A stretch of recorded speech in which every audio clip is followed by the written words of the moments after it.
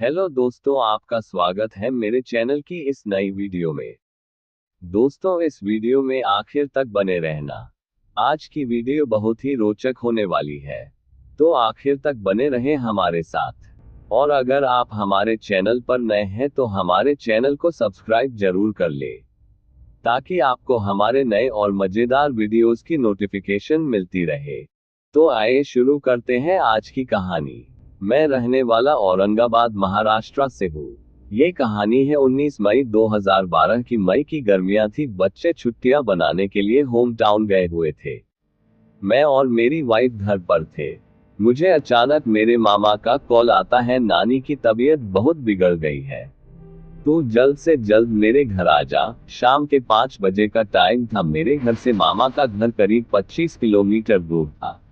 मैंने घर में इत्तिला दी और बाइक लेकर अकेला ही निकल गया मामा के घर के लिए।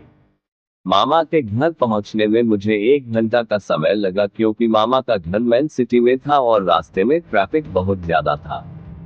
घर पहुंचकर देखा तो नानी की तबीयत कुछ ज्यादा ही खराब थी। मैं ऑटो वाले को बुलाया और औरंगाबाद के सहारा हॉस्पिटल लेकर निकल गया। आप सोच रहे होंगे कि मामा तो साथ था तो वह भी ले जा सकता था नानी को, लेकिन मैं बताता चलूं कि मेरी नानी मेरे सिवा किसी की बात नहीं मानती थी। मुझसे बहुत ज्यादा लगाव था उनको। खैर, कहानी पर आते हैं। मैं नानी को लेकर हॉस्पिटल पहुंचा। डॉक्टर ने चेकअप किया और कहा कि एडमिट करना होगा, सांस लेने में दिक्कत हो रही है, ऑक्सीजन लगाना है। अब मैंने मामा को कॉल किया और सारी बात बताई, तो मामा मामी फौरन हॉस्पिटल पहुंच गए। ये सारी प्रोसेसेस होने में करीब 10 बज गए। अब एडमिट करने का वक्त आया तो नानी बोलने लगी, तारांकन वासु मेरा निक नेम, मेरा पूरा नाम वसंत कुमार है।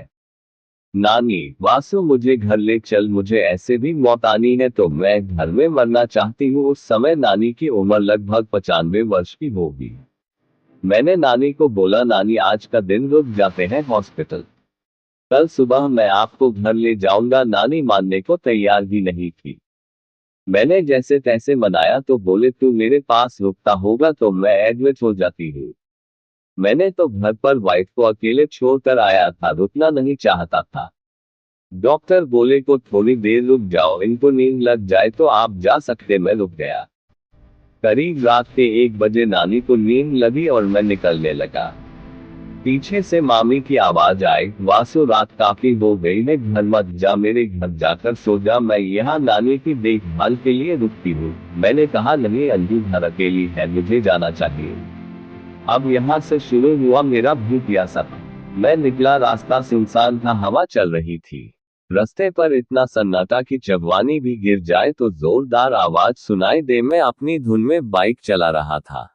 बाइक मेरी 80 के दशक की कबाड़ा बाइक, चलती कम और आवाज ज्यादा। मैं चल पड़ा, रास्ता सुनसान और मेरा अचानक गुजर हुआ खरिस्ती कब्रिस्तान के सामने से। पहले ही मैं डरकर चल रहा था कि ना कोई आदम था ना कोई आदमजाद, और सुनसान रास्ते पर मैं अकेला। और अचानक मेरी नजर जब पड़ी तो मेरे होश उड़ गए। मुझे ठंडी हवा में भी पसीना छूटने लगा, मेरे हाथ पैर थर थर करने लगे। मैंने देखा कब्रिस्तान की वॉल कंपाउंड, जिसकी लंबाई करीब 8 फीट थी, उसको टेक लगाकर एक साया खड़ा है जो अपनी कोहनी वॉल पर टिकाए खड़ा है, और वह मुझसे अनजान कब्रिस्तान की तरफ देख रहा है। मुझे क्या करना कुछ समझ नहीं आ रहा था, मुंह से श्लोक तक नहीं निकल पा रहे थे। अब मुझे लगा मैं बेहोश हो जाऊंगा, लेकिन जैसे तैसे मैं हिम्मत जुटा कर देखने लगा तो देखा ये वहम नहीं हकीकत है। उसका चेहरा तो मैं देख नहीं पाया दोस्तों, लेकिन उसकी लंबाई चौड़ाई देखकर मैंने पतलून गीली करी। मैं आराम से गाड़ी वहां से निकाल लिया और आगे निकल गया, थोड़े बहुत लोग जो आए पड़ते हुए। आगे 500 मीटर दूर जाने के बाद थोड़ी राहत की सांस ली। अचानक पीछे से भारती आवाज आई, भाव तुम ही का ही पहले का। आवाज सुनते ही जैसे ही मैंने बाइक की रफ्तार बढ़ानी चाहिए तो फिर आवाज आई, हाँ मला सोचती चला नहीं करनी रुक गई। मैंने हिम्मत करके पीछे देखा तो एक शख्स साइकिल को पैडल मारते हुए आ रहा था। मैं रुक गया, पूछा क्या हुआ। वो मुझे मराठी में बोलने लगा, जिसका अनुवाद मैं आपको हिंदी में बताता हूँ। उसने कहा कि मैंने देखा कि एक आदमी दीवार के पास खड़ा है जिसकी लंबाई करीब 10 फीट थी। मैंने उसको देखकर बोला, कौन है वहां? तो वो साया मेरे तरफ पलटा और अचानक कुत्ते का रूप लेकर मेरे तरफ आया। मैं वहां से भाग आया। मैंने तो देख चुका था दोस्तों, लेकिन मैंने उस आदमी की हिम्मत बढ़ाते हुए कहा, नहीं भाई, कोई साया भूत नहीं है, वो आपका वहम होगा। मैंने उसको साथ लिया, उसको उसके घर तक ड्रॉप किया और फिर मैं करीब 2 से 3 बजे के करीब घर पहुंचा। तो दोस्तों, ये था उस दिन मेरे साथ हुई घटना की कहानी। अगर आपके साथ भी कुछ ऐसी घटना घटी हो तो हमें बताएं, हम अगली कहानी में आपके नाम, आपके शहर के साथ अगले वीडियो में शेयर करेंगे।